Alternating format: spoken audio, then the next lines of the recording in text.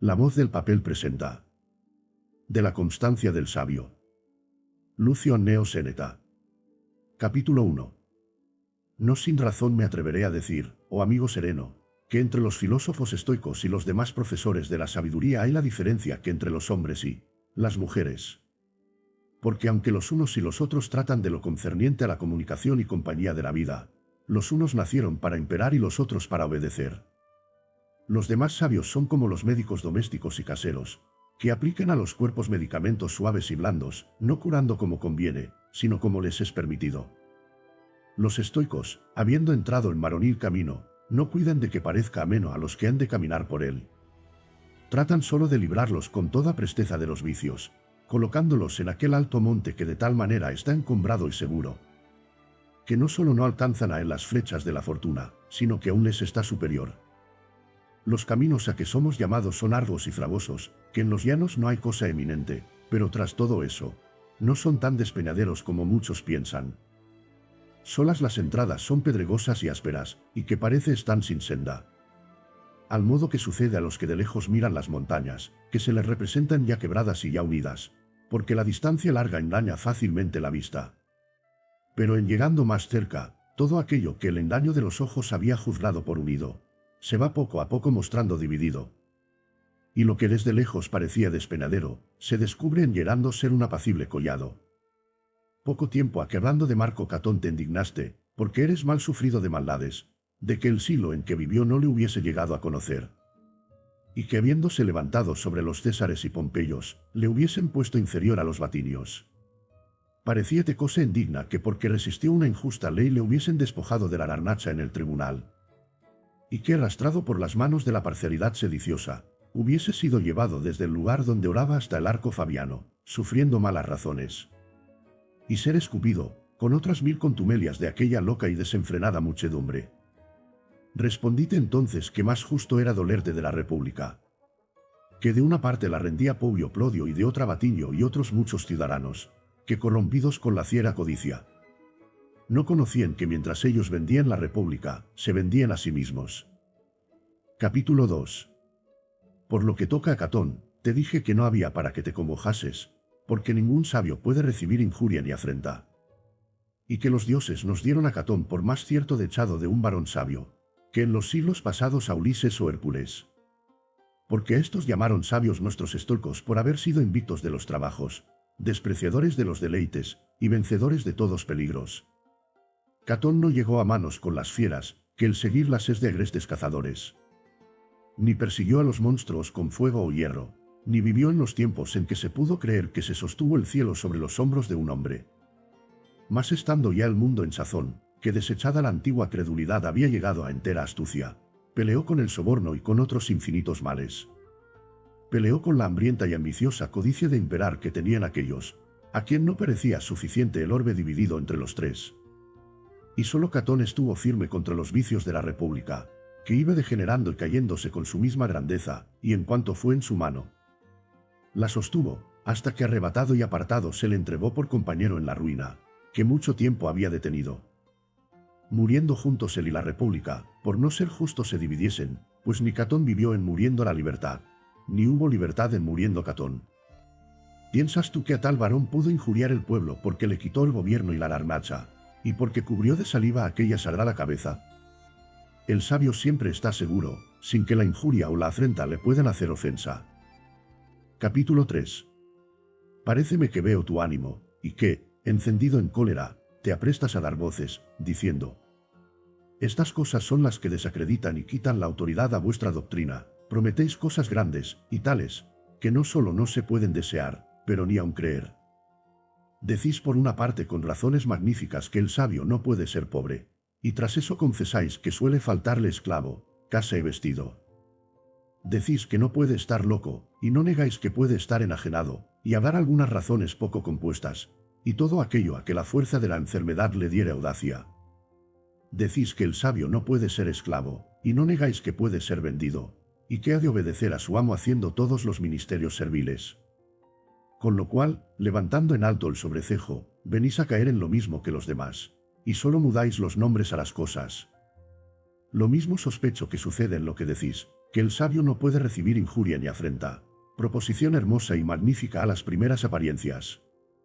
Mucha diferencia hay en que el sabio no tenga indignación, a que no reciba injuria. Si me decís que la sufrirá con gallardía de ánimo, eso no es cosa particular, antes viene a ser muy vulgar, por ser paciencia que se aprende con la continuación de recibir injurias.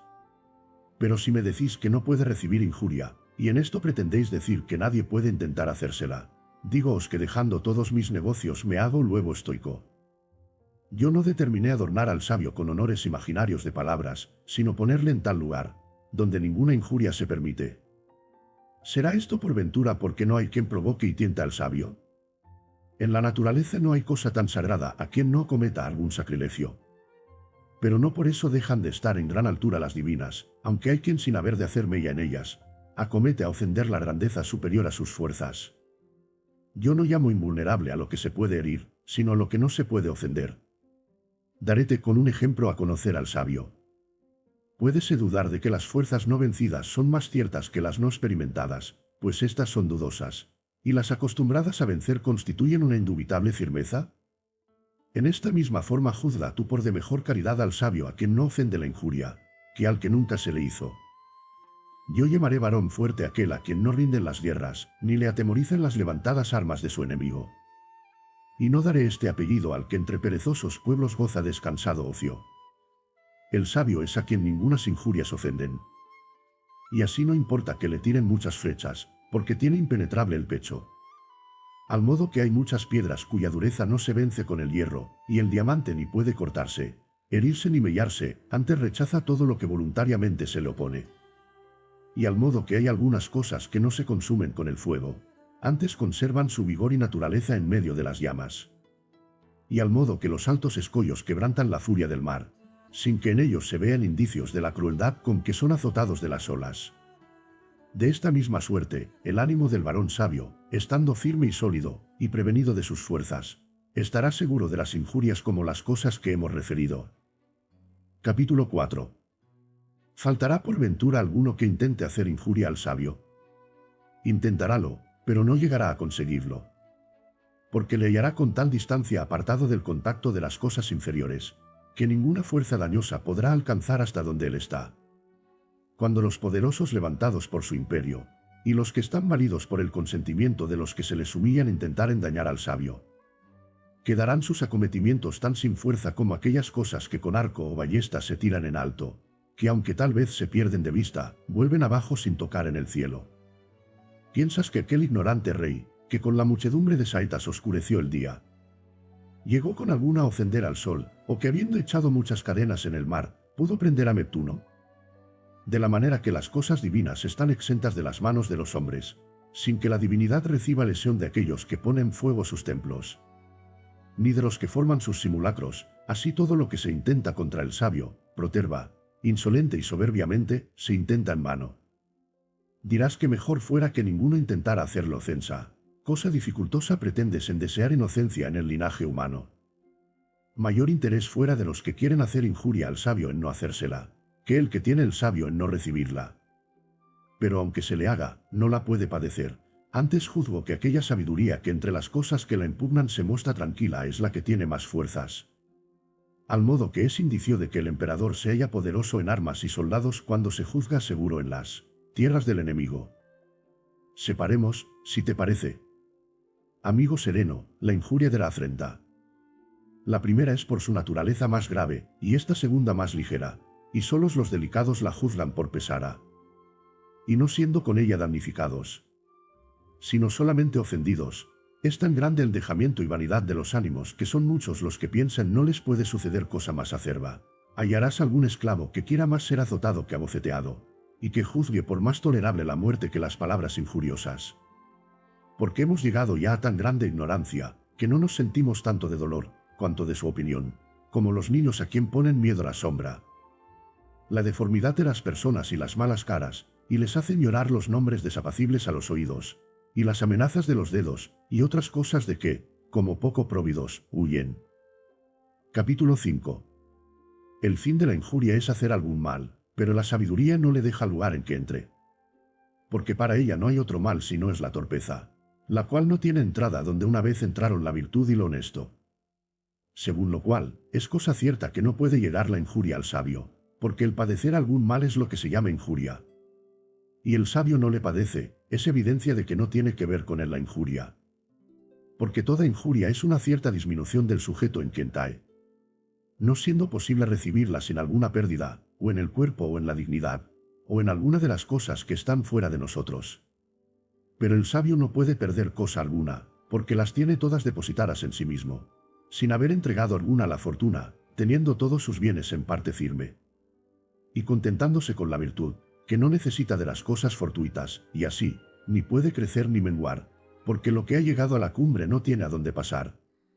Y la fortuna no quita sino lo que ella dio, y como no dio la virtud, no puede quitarla, esta es libre, inviolable, firme, incontrastable. Y de tal manera fortalecida contra los sucesos, que no solo no puede ser vencida, pero ni aun inclinada. Tiene muy abiertos los ojos contra los aparatos de las cosas terribles y no hace mudanza en el rostro. Ora se lo pongan delante sucesos prósperos, ora adversos. Y finalmente, el sabio jamás pierde aquello que le puede causar sentimiento, porque solo posee la virtud, de la cual no puede ser desposeído, y de las demás cosas tiene una posesión precaria. ¿Quién, pues, se lamenta con la pérdida de lo que es ajeno? Por lo cual si la injuria no puede ramificar a las cosas que el sabio tiene por propios porque están fortificadas, con la virtud no podrá hacerse injuria al sabio. Tomó Demetrio Policertes la ciudad de Merara, y habiendo preguntado a Estilpón filósofo qué pérdida había hecho, le respondió que ninguna, porque tenía consigo todos sus bienes, no obstante que el enemigo le había despojado de su patrimonio, robándole sus hijas, y violado su patria. Disminuyóle con esta respuesta la victoria, porque habiendo perdido la ciudad, no solo no se tuvo por vencido, mas antes dio a entender no estar damnificado. Mientras quedaban en su poder los verdaderos bienes de que no se puede hacer presa, y los que le habían sido robados y disipados, los tenía por adventicios y por sujetos a los antojos de la fortuna, y por esta razón no los amaba como propios. Pues de todo lo que está de la parte de afuera, es incierta y deslizadera la posesión. Juzga, pues, ahora si a este sabio, a quien la guerra y el enemigo práctico en batir murallas no pudieron quitar cosa alguna, si se la podrá quitar el ladrón, el calumniador, el vecino poderoso o el rico, que por no tener hijos se hace respetar como rey. Entre las espadas por todas partes relumbrantes, y entre el tumulto militar para la presa, entre las llamas y la sangre, entre las ruinas de una ciudad saqueada, y entre el fuego de los templos que caían sobre sus dioses, solo hubo paz en este hombre. Según esto, no hay para que juzgues por atrevida mi proposición, pues si tuvieres de mi poco crédito, te daré fiador. Y si te parece que en un hombre no puede haber tanta parte de firmeza ni tal grandeza de ánimo, ¿qué dirás si te pongo delante quien diga lo siguiente? Capítulo 6. No hay por qué dudes de que hay hombre nacido que pueda levantarse sobre las cosas humanas, mirando con tranquilidad los dolores, las pérdidas, las llagas, las heridas y, finalmente, los grandes movimientos que cercándole braman mientras él plácidamente sufre las cosas adversas y con moderación, las prósperas, sin rendirse con aquellas ni desvanecerse con estas, siendo uno mismo entre tan diversos casos, y sin juzgar que hay algo que sea suyo, si no es a sí mismo, y esto por la parte en que es mejor. Aquí estoy para probarte esta verdad con este destruidor de tantas ciudades. Podrán desmoronarse con la batería de las murallas, y caer de repente con las secretas minas las altas torres. Podrán subir los baluartes de modo que se igualen a los más encumbrados alcázares, pero ningunas máquinas militares se hallarán para conmover un ánimo bien fortalecido. Librem, dice, de las ruinas de mi casa, y huí por medio de las llamas que de todas partes estaban relumbrando, y no sé si el suceso que habrán tenido mis hijos será peor que el público. Yo, solo y viejo, viéndome cercado de enemigos, digo que toda mi hacienda está en salvo, porque tengo y poseo todo lo que de mí tuve, no tienes por qué juzgarme vencido ni estimarte por vencedor. Tu fortuna fue la que venció a la mía.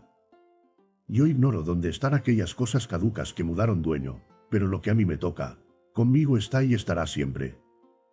En este caso perdieron los ricos sus riquezas, los lascivos sus amores y las amigas amadas con mucha costa la vergüenza. Los ambiciosos perdieron los tribunales y lonjas y los demás lugares destinados para ejercer en público sus vicios. Los lobreros perdieron las escrituras en que la avaricia, fingidamente alegre, Tenía puesto el pensamiento, pero yo todo lo tengo libre y sin lesión. A estos que lloran y se lamentan, y a los que por defender sus riquezas oponen sus desnudos pechos a las desnudas espadas. Y a los que, huyendo del enemigo, llevan cargados los senos, puedes preguntar lo que perdieron. Ten, pues, por cosa cierta, amigo sereno, que aquel varón perfecto, lleno de todas las virtudes humanas y divinas, no perdió cosa alguna, porque sus bienes estaban cercados de murallas firmes e inexpugnables. No compares con ella los muros de Babilonia que allanó Alejandro. No los castillos de Cartago y Numancia, ganados con un ejército, no el Capitolio y su alcázar, que todos ellos tienen las señales de los enemigos. Pero las que defienden al sabio están seguras del fuego y de los asaltos, sin que haya portillo por donde entrar, porque son altas, excelsas e iguales a los dioses. Capítulo 7. No tendrás razón en decir lo que sueles, que este nuestro sabio no se halla en parte alguna, porque nosotros no fingimos esta vana grandeza del humano entendimiento. Ni publicamos gran concepto de cosa falsa, sino como lo formamos os lo damos y os lo daremos, si bien raramente y con grande intervalo de los tiempos se halla. Porque las cosas grandes que ested en el vulgar y acostumbrado modo no nacen talaría. Antes recelo que este nuestro Catón, que dio motivo a nuestra disputa, es superior a nuestro ejemplo. Y, finalmente, el que ofende ha de tener mayores fuerzas que el que recibe la ofensa, pues si la maldad no puede ser más fuerte que la virtud, claro está que no podrá ser ofendido el sabio. Porque solo son malos los que intentan injuriar a los buenos, porque entre los justos siempre hay paz, y no pudiendo ser ofendido sino el inferior y el malo, lo es del bueno. Y los buenos no pueden tener injuria si no es de los que no lo son, claro es que el sabio no puede ser injuriado. Y no tengo que advertirte de nuevo que no hay otro que sea bueno sino el sabio. Dirásme que aunque Sócrates fue condenado injustamente, al fin recibió injuria.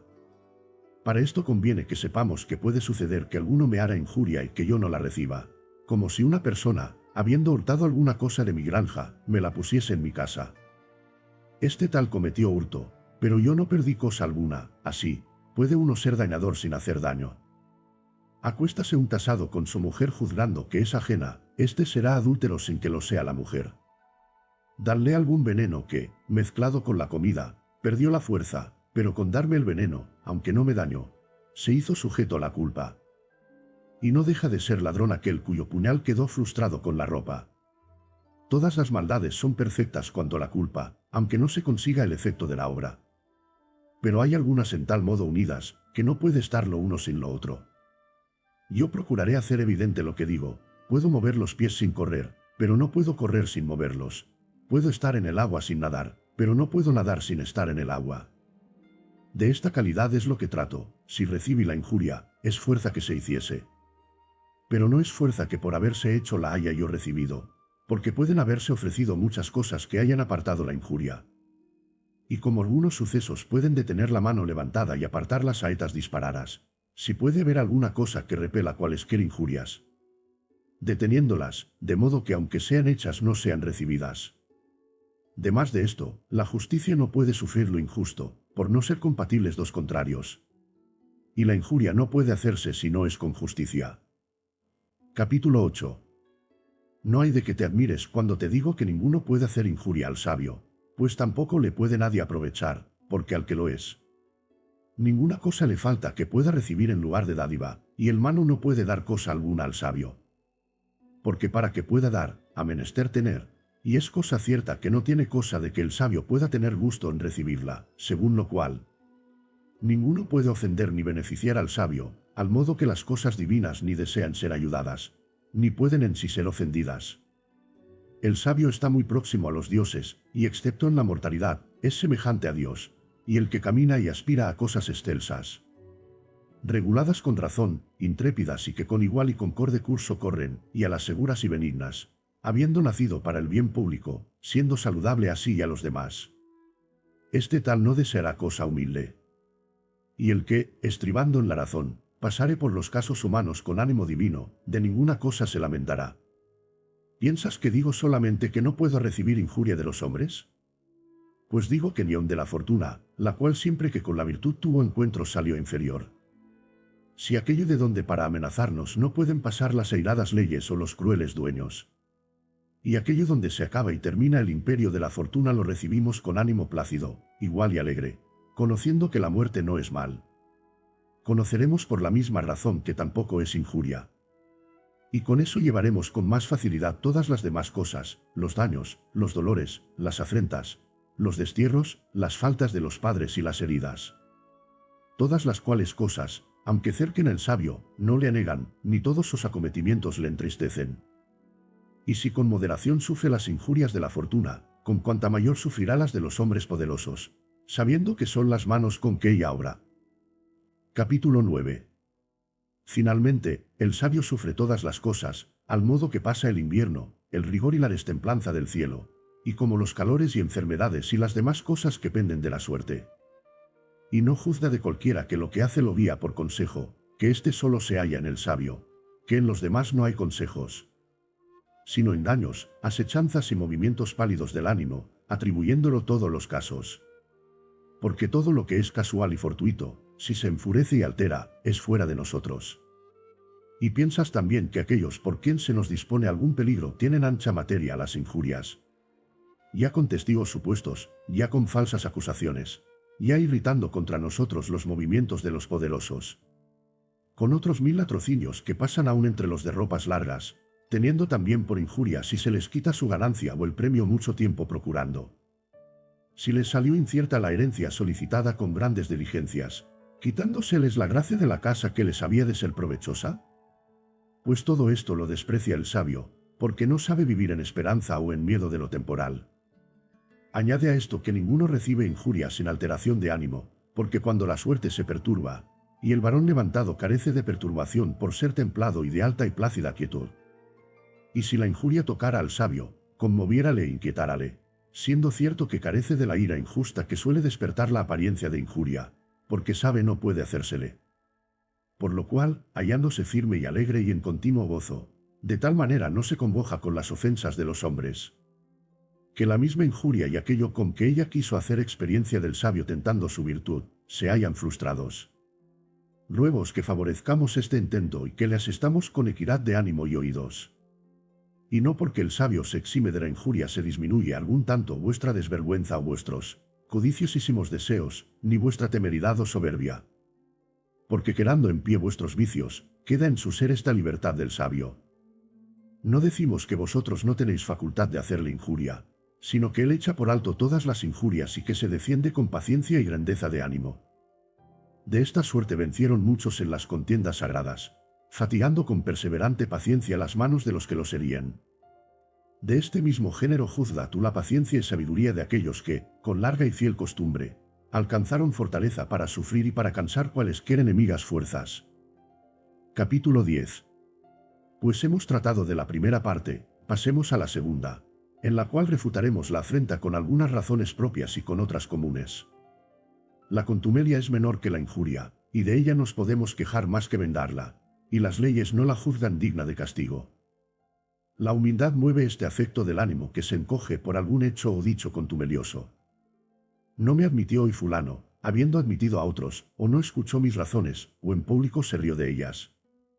No me llevó en el mejor lugar, sino en el peor, con otros algunos sentimientos de esta calidad, a los cuales no sé qué otro nombre poder dar sino quejillas de ánimo mareado, en que siempre caen los delicados y dichosos.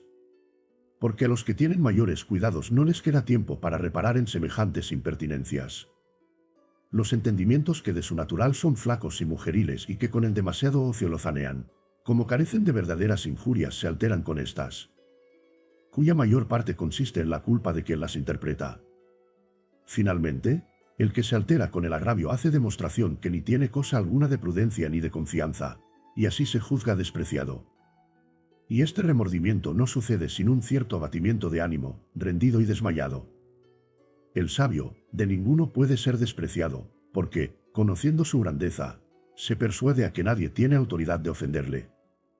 Y no solo vence estas, que yo no llamo miserias, sino molestias del ánimo, pero ni aun las siente. Hay otras cosas que aunque no derriban al sabio, le hieren, como son los dolores del cuerpo, la flaqueza, la pérdida de hijos y amigos y la calamidad de la patria abrasada en guerras.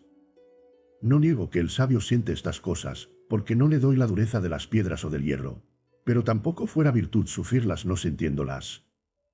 Capítulo 11. Pues, ¿qué es lo que hace el sabio? Recibe algunos golpes, y en recibiéndolos los rechaza, los sana y los reprime. Mas estas cosas menores no solo no las siente, pero aún no se vale contra ellas de su acostumbrada virtud habituada a sufrir, antes no repara en ellas, o las juzga por dignas de risa. De más de esto, como la mayor parte de las contumelias hacen los insolentes y soberbios y los que se vienen mal con su felicidad, viene a tener el sabio la sanidad y grandeza de ánimo con que rechaza aquel hinchado afecto. Siendo esta virtud tan hermosa que pasa por todas las cosas de esta caridad como por vanas fantasías de sueños y, como por fantasmas nocturnos, que no tienen cosa alguna de sólido y verdadero. Y juntamente se persuade que todos los demás hombres le son tan inferiores, que no han de tener osadía a despreciar las cosas superiores a ellos. Esta palabra contumelia se deriva del desprecio, porque ninguno, si no es el que desprecia, la hace. Y ninguno desprecia al que tiene por mayor y por mejor aunque haga algo de aquello que suelen hacer los despreciadores. Suelen los niños dar golpes en la cara a sus padres. Y muchas veces desgreñan y arrancan los cabellos a sus madres, escúpenlas, descúbrenlas en presencia de otros y dicen las palabras libres. Y a ninguna acción de llamamos contumelia. ¿Cuál es la razón? Porque el que lo hizo no pudo despreciar. Y por esta misma causa nos deleita la licenciosa urbanidad que los esclavos tienen para con sus dueños, cuya audacia y dicacidad puede atreverse a los convidados cuando empezó en su señor. Porque al paso que cada uno de ellos es más abatido y ridículo, es de más osada lengua. Y para este efecto se suelen comprar muchachos ingeniosos cuya libertad se perfeccione con maestros que les enseñen a decir injurias pensaras. Y nada de esto tenemos por afrenta, sino por agudezas. Capítulo 12. Pues qué mayor locura puede haber como el deleitarnos y ofendernos de las mismas cosas, y el tener por afrenta lo que me dice mi amigo, teniendo por bufonería lo que me dice el esclavo. El ánimo que nosotros tenemos contra los niños, ese mismo tiene el sabio contra aquellos que, aun después de pasada la juventud y habiendo llegado las canas, se están en la puerilidad y niñez. ¿Han, por ventura, medrado algo estos en quien están arraigados los males del ánimo? Y si han crecido, ha sido en errores, diferenciándose de los niños solamente en ser mayores y en la forma de los cuerpos, que en lo demás no están menos vagos e inciertos, apeteciendo el deleite sin elección y estando temerosos, y si se ven algún tiempo quietos, no es por inclinación, sino por miedo. ¿Quién, pues, habrá que diga hay diferencia entre ellos y los muchachos? Más de que toda la codicia de estos es en tener algunos dados y alguna moneda de vellón, y la de otros es de oro. ¿Plata y filares? Los muchachos hacen también entre sí sus magistrados, imitando la garnacha, las varas y los tribunales que los hombres tienen. Los muchachos hacen en las riberas formas de casas juntadas de arena. Los hombres, como si emprendiesen alguna cosa grande, se ocupan en levantar piedras, paredes y techos, que habiendo sido inventados para defensa de los cuerpos, se convierten en peligro suyo, iguales, pues, son a los muchachos. Y si en algo se les adelantan en algunas cosas mayores, todo al fin es error. Y así, no sin causa el sabio recibe las injurias de estos como juegos, y tal vez los amonesta con el mal y con la pena como a muchachos. No porque él haya recibido la injuria, sino porque la hicieron ellos, y para que desistan de hacerla. Al modo que cuando los caballos rehusan la carrera, les da el caballero con el azote. Y sin enojarse con ellos los castiga para que el dolor venza la rebeldía. Con lo cual juntamente verás que está disuelto el argumento que se nos pone, que el sabio no recibe injuria ni afrenta porque castiga a los que se la hacen, porque esto no es vengarse, sino enmendarlos. Capítulo 13. ¿Qué razón, pues, hay para que no creas que tiene esta firmeza de ánimo el varón sabio, teniendo licencia de confesarla en otros, aunque no sea precedida de la misma causa? ¿Qué médico se enoja con el frenético? ¿Quién tiene por injurias las quejas de aquel a quien estando con la fiebre se le deniega el agua? Advierte que el sabio tiene el mismo oficio con todos que el médico con sus enfermos, sin que éste se desdeñe de tocar las obscenidades, ni mirar los excrementos, cuando de ello necesita el enfermo, y sin que se enoje de escuchar las palabras ásperas de los que, frenéticos, se enfurecen. Conoce el sabio que muchos de los que andan con la toba y la púrpura, aunque tienen buen color y parece que están fuertes, están malsanos. Y así, los mira como a enfermos destemplados, y con esto no se ensaña, aunque desvergonzadamente se atrevan a intentar con la enfermedad alguna cosa contra el que los cura. Y como hace poca estimación de los honores que el enfermo le da, tampoco hace caudal de las acciones contumeliosas. Y como hace poco aprecio de que un mendigo le honre, tampoco tiene por injuria si algún hombre de los de la ínfima plebe, siendo saludado, no le pagó la cortesía. Ni se estima en más porque muchos ricos le estiman, porque conoce que en ninguna cosa se diferencian de los mendigos, antes son más desdichados. Porque los pobres necesitan de poco y los ricos de mucho, y, finalmente, no se sentirá el sabio de que el rey de los Medos, o Atalo, rey de Asia, pase con silencio y con arrogante rostro cuando él le saluda. Porque conoce que el estado de los reyes no tiene otra cosa de que se tenga envidia más que la que se tiene de aquel, a quien, en una gran familia, le cupo el cuidado de regir los enfermos y enfrenar los locos. Sentirém yo, por ventura, si uno de los que en los ejércitos están negociando y comprando malos esclavos, de que están llenas sus tiendas, me dejó de saludar. Pienso que no me sentiré, porque ¿y qué cosa tiene buena aquel en cuyo poder no hay alguno que no sea malo? Luego al modo que el sabio desprecia la cortesía o descortesía de éste, desestimará la del rey que tiene en su servicio esclavos partos, medos y bactrianos. Pero de tal manera que los enfrena con miedo, sin atreverse jamás a aflojar el arco por ser malos y venales y que desean mudar de dueño. El sabio con ninguna injuria de estos se altera, porque aunque ellos son entre sí diferentes, él los juzga iguales por serlo en la ignorancia.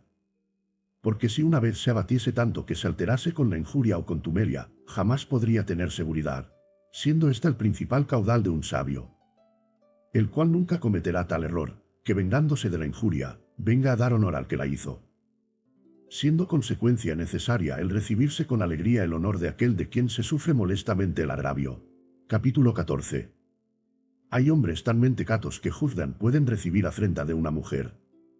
¿Qué importa que ella sea rica, que tenga muchos litereros, que traiga costosas arracadas, que ande en ancha y costosa silla, pues con todo esto es un animal imprudente, y si no se le arrima alguna ciencia y mucha erudición es una fiera que no sabe enfrenar sus deseos?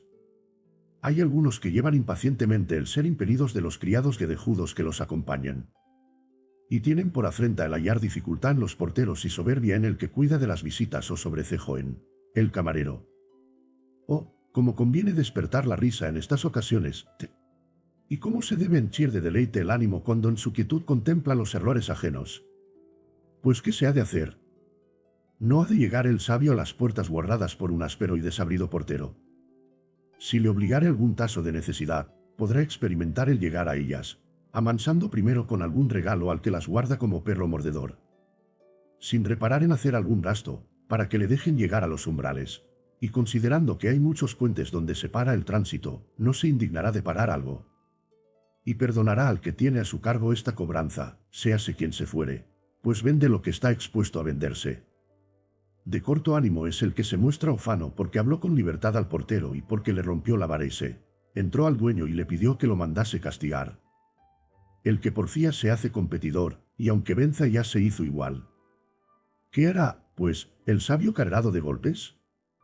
Lo que hizo Catón cuando le hirieron en la cara, que ni se enojó ni vengó la injuria, y tampoco la perdonó, porque negó estar injuriado. Mayor ánimo fue no reconocerla, de lo que fuera al perdonarla. Y no nos detendremos mucho en esto, porque ¿quién hay que ignore que de estas cosas que se tienen por buenas o por malas hace el sabio diferente concepto que los demás? No pone los ojos en lo que los hombres tienen por malo y desdichado, porque no camina por donde el pueblo. Y al modo que las estrellas hacen su viaje contrario al mundo, así el sabio camina contra la opinión de todos. Capítulo 15. Dejad, pues, de preguntarme cómo el sabio no recibe injurias si le hieren o le sacan los ojos, y que no recibe afrentas si le llevan por las plazas, oyendo oprobios de la gente soez. Y si le mandan que en los comités reales coma debajo de la mesa con los esclavos de más bajos ministerios. Y finalmente, si fuere forzado a sufrir cualquier otra ignominia de las que aún solo pensadas son molestas a cualquier ingenua vergüenza, en la forma que éstas se aumentan, ora sea en número, ora en grandeza, serán siempre de la misma naturaleza. Con lo cual, si las pequeñas no ofenden, tampoco han de ofender las grandes, y si no las pocas, tampoco las muchas. De vuestra flaqueza sacáis conjeturas para el ánimo grande. Y cuando pensáis en lo poco que vosotros podéis sufrir, ponéis poco más extendidos términos al sabio, a quien su propia virtud le colocó en otros diferentes parajes del mundo, sin que tenga cosa que sea común con vosotros. Por lo cual no se negará con la avenida de todas las cosas ásperas y graves de sufrir, ni con las dignas de que de ellas huyan el oído y la vista. Y en la misma forma que resistirá a cada una de por sí, resistirá a todas juntas. Mal discurre el que dice: esto es tolerable al sabio, y esto es intolerable, y el que pone coto y límite a la grandeza de su ánimo. Porque la fortuna nos vence, cuando de todo punto no la vencemos. Y no te parezca que esto es una aspereza de la doctrina estoica, pues Epicuro, a quien vosotros tenéis por patrón de vuestra flojedad, y de quien decís que os enseña doctrina muella y floja, encaminada a los deleites, te dijo que raras veces asiste la fortuna al sabio, razón poco varonil. ¿Quieres tú decirlo con mayor valentía, y apartar de todo punto la fortuna del sabio? Pues di, esta casa del sabio es angosta y sin adorno, es sin ruido y sin aparato. No está su entrada defendida con porteros, que con venal austeridad apartan la turba. Pero por estos umbrales desocupados, y no guardados de porteros, no entra la fortuna, porque sabe no tiene lugar a donde conoce que no hay cosa que sea suya. Y si a un Epicuro, que tanto trató del regalo del cuerpo, tuvo brío contra las injurias, ¿qué cosa ha de parecer entre nosotros increíble o puesta fuera de la posibilidad de la humana naturaleza? Aquel dijo que las injurias eran tolerables al sabio, y nosotros decimos que para el sabio no hay injurias. Capítulo 16. Y no hay para que me digas que esto repugna a la naturaleza, porque nosotros no decimos que el ser azotado, el ser repelido y el carecer de algún miembro no es descomodidad, pero negamos que estas cosas sean injurias. No les quitamos el sentimiento del dolor. Quitámosles el nombre de injurias, que éste no tiene entrada donde quiera y les hará virtud. Veamos cuál de los dos trata más verdad. Entrambos convienen en el desprecio de la injuria. Preguntasme. Siendo esto así, ¿qué diferencia hay entre ellos? La que hay entre los fortísimos gladiadores, que unos sufriendo las heridas están firmes, y otros volviendo los ojos al pueblo, que clama, dan indicios de su poco valor, no mereciendo que por ellos se interceda. No pienses que es cosa grande en lo que discordamos, solo se trata de aquello que es lo que solo nos pertenece. Entrambos ejemplos nos enseñan a despreciar las injurias y contumelias, a quien podemos llamar sombras y apariencias de injurias, para cuyo desprecio no es necesario que el varón sea sabio, basta que sea advertido, y que pueda hacer examen, preguntándose si lo que le sucede es por culpa suya o sin ella. Porque si tiene culpa, no es agravio sino castigo, y si no la tiene, la vergüenza queda en quien hace la injuria. ¿Qué cosa es esta a que llamamos contumelia? ¿Que te burlaste de mi calva, de mis ojos, de mis piernas o mi estatura? ¿Qué agravio es decirme lo que está manifiesto? De muchas cosas que nos dicen delante de una persona nos reímos. Y si nos la dicen delante de muchas, nos indignamos, quitando la libertad a que otros nos digan lo que nosotros mismos nos decimos muchas veces. Con los donaires moderados nos entretenemos, y con los que no tienen moderación nos airamos. Capítulo 17. Refiere Crisipo que se indignó uno contra otro porque le llamó carnero marino. Y en el Senado vimos llorar a Cido Cornelio, yerno de Ovidio, porque Corbulo le llamó avestruz perado. Había tenido valor contra otras malas razones que le infamaban las costumbres y la vida, y con esta le cayeron feamente las lágrimas. Tan grande es la flaqueza del ánimo en apartándose de la razón.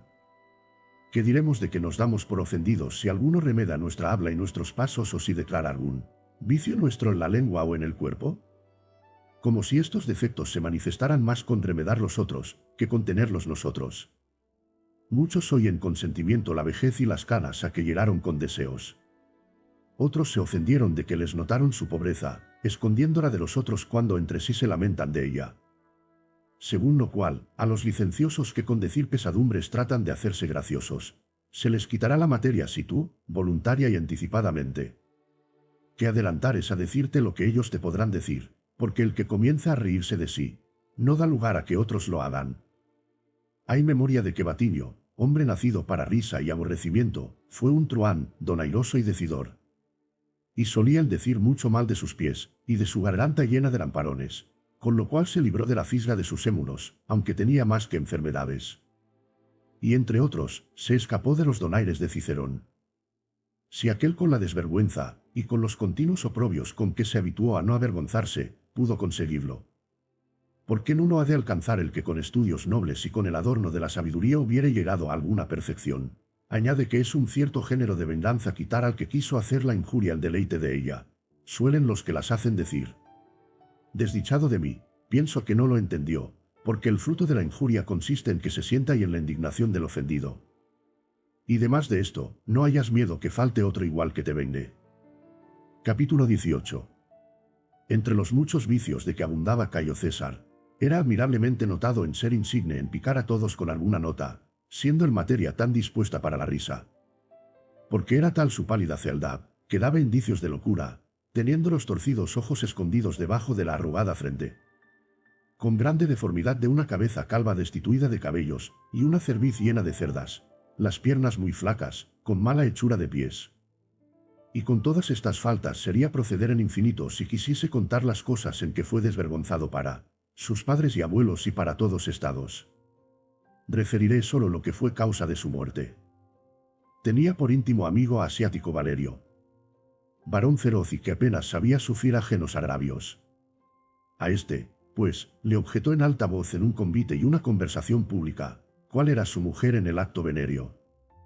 «Oh, santos dioses, que esto oiga un varón, y que esto sepa un príncipe, y que llegase su licencia a tanto. Que no digo a un varón consular, no a un amigo, sino a cualquier marido, se atreviese un príncipe a contar su adulterio y su fastidio». De Querea, tribuno de los soldados, se decía que por ser el tono de la voz lánguido y débil, se hacía sospechoso. A este, siempre que pedía el nombre, se le daba Cayo, unas veces el de Venus, y otras el de Príapo, notando de afeminado al que manejaba las armas. Y esto lo decía andando el cargado de galas y joyas, así en los vestidos como en el calzado. Forzóle con esto a disponer con el hierro el no llegar más a pedirle el nombre.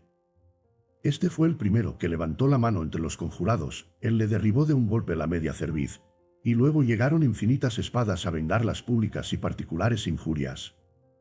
Pero el que primero mostró ser varón, fue el que no se lo parecía. Y siendo Cayo tan amigo de decir injurias, era impaciente en sufrirlas, juzgándolo todo por injuria. Enojóse con Herenio Matro, porque saludándolo le llamó solamente Cayo. Y no se quedó sin castigo un soldado aventajado porque le llamó Calígula, siendo este el nombre que se le solía llamar, por haber nacido en los ejércitos y ser alumno en las legiones. Y él, que con este apellido se había hecho familiar a los soldados, puesto ya en los coturnos de la grandeza, juzgaba por oprobio y afrenta que le llamasen Calígula. Séanos, pues, de consuelo cuando nuestra mansedumbre dejare la venganza, que no faltará quien castigue al desvergonzado, soberbio e injurioso. Vicios que no se ejercitan en solo uno ni en sola una afrenta. Pongamos los ojos en los ejemplos de aquellos cuya paciencia alabamos, como fue Sócrates, que tomó en buena parte los dicterios contra el esperados y publicados en las comedias. Y se rió de ellos, no menos que cuando su mujer Santipa le roció con agua sucia. E Hipicrates, cuando se le objetó que su madre Tresa era bárbara, respondió que también la madre de los dioses era de Frigia. Capítulo 19. No hemos de venir a las manos, lejos hemos de sacar los pies, despreciando todo aquello que los imprudentes hacen, porque tales cosas no las pueden hacer sino los que lo son. Hemos de recibir con indiferencia los honores y las afrentas del vulgo, sin alegrarnos con aquellos ni entristecernos con estas, porque de esta suerte dejaremos de hacer muchas cosas necesarias por el temor o fastidio de las injurias. Y no acudiremos a los públicos o particulares ministerios y tal vez a los importantes a la salud, mientras nos congoja un afeminado temor de oír algo contra nuestro ánimo. Y otras veces, estando airados contra los poderosos, descubriremos este afecto con destemplada desenvoltura. Y si pensamos que es libertad el no padecer algo, estamos engañados, que antes lo es el oponer el ánimo a las injurias, y hacerse tal que espere de sí solo las cosas dignas de gozo, apartando las exteriores por no pasar vida inquieta, temiendo la cisga y las lenguas de todos. Porque ¿cuál persona hay que no pueda hacer una afrenta, si la puede hacer cada uno? Pero el sabio y el amador de la sabiduría usarán de diferentes remedios. A los imperfectos, y que todavía se encaminan a los tribunales públicos, se les debe proponer que su vida ha de ser siempre entre injurias y afrentas. Los que las han esperado, todas las cosas les parecen más tolerables. Cuanto más aventajado es uno en nobleza, en fama y en hacienda, tanto con mayor valor se ha de mostrar, trayendo a la memoria que las más esforzadas legiones toman la vanguardia. Las afrentas, las malas palabras, las ignominias y los demás de nuestros súfralos como vocería de los enemigos. Y como armas y piedras remotas, que sin hacer herida hacen estruendo cerca de los morriones. Súfrelas sin mostrar flaqueza y sin perder el puesto. Las unas como heridas dadas en las armas y las otras en el pecho, y aunque te aprieten, y con molesta violencia te compelan, es torpeza al rendirte, defiende, pues, el puesto que te señaló la naturaleza. Y si me preguntas qué puesto es este, te responderé que el de varón. El sabio tiene otro socorro diverso del vuestro, porque vosotros estáis en la pelea. Y para él está ya ganada la victoria, no dais repugnancia a vuestro bien, y mientras llegáis al que es verdadero, alentad en vuestros ánimos esta esperanza. Y recibid con gusto lo que es mejor, y confesad con opinión y con deseos en decir que en la república del linaje humano hay alguno invencible y en quien no tiene imperio la fortuna.